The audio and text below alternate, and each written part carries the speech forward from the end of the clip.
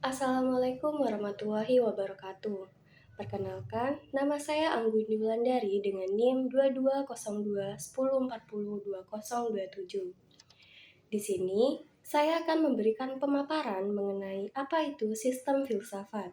Akan ada beberapa bagian. Yang pertama ada definisi sistem, definisi filsafat, lalu kemudian apa kaitan dari sistem filsafat dengan paham komunisme. Yang pertama ada pengertian dari sistem.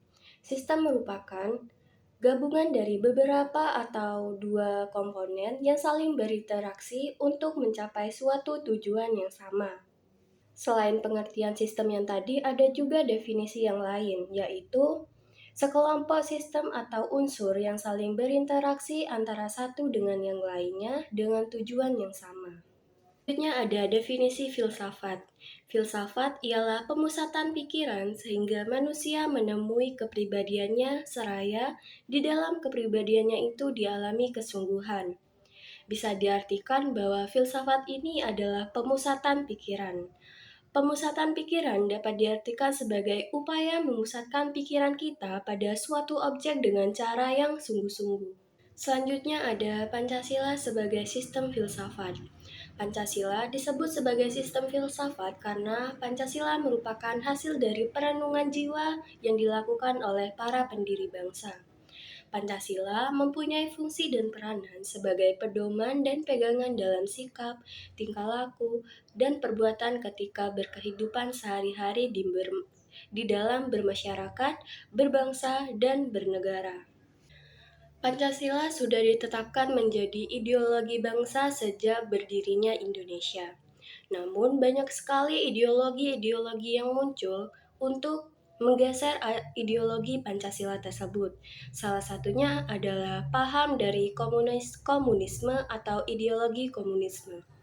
Ideologi komunisme merupakan pandangan filsafat dan tindakan politik yang menciptakan tatanan sosial ekonomi berdasarkan kepemilikan pribadi. Tujuannya adalah untuk mewujudkan masyarakat tanpa adanya kelas sosial. Namun, ada beberapa hal negatif yang menyebabkan ideologi komunisme ini dianggap mengancam ideologi Pancasila. Salah satunya adalah dominasi pemerintah terhadap rakyat jika ideologi komunisme ini dilakukan atau dilaksanakan di Indonesia. Di sini, saya juga akan memberikan pemaparan atau wawancara dengan salah satu narasumber. Berikut adalah videonya.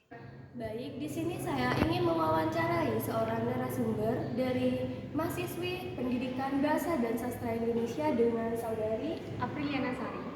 Baik, langsung saja pertanyaan pertama yakni mengapa paham komunisme menjadi tantangan dalam proses Pancasila sebagai sistem filsafat? Karena paham komunisme ini tidak sepaham dengan Pancasila, yaitu bersifat demokratis. Selain itu, paham komunisme ini mengajarkan pertentangan antara kelas dan hanya kaum protokoler saja yang akan memegang pimpinan pemerintahan. Baik, pertanyaan kedua, alasan paham komunisme menjadi masalah dalam Pancasila sebagai sistem filsafat? Karena nilai-nilai yang terkandung saling bertolak belakang. Pancasila menginginkan negara hadir melindungi rakyatnya dengan tidak memandang ras, suku, dan agama, sedangkan kapitalisme tidak selaras dengan isi Pancasila. Selanjutnya pertanyaan yang terakhir yakni hal apa yang harus dilakukan agar paham komunisme ini tidak semakin menjadi tantangan dalam Pancasila sebagai sistem filsafat? Dengan pendekatan budaya, internalisasi di semua level pendidikan, dan penegakan hukum terhadap hal-hal yang tidak sejalan dengan nilai-nilai Pancasila. Baik, terima kasih sudah meluangkan waktu untuk diwawancarai. Wassalamualaikum warahmatullahi wabarakatuh.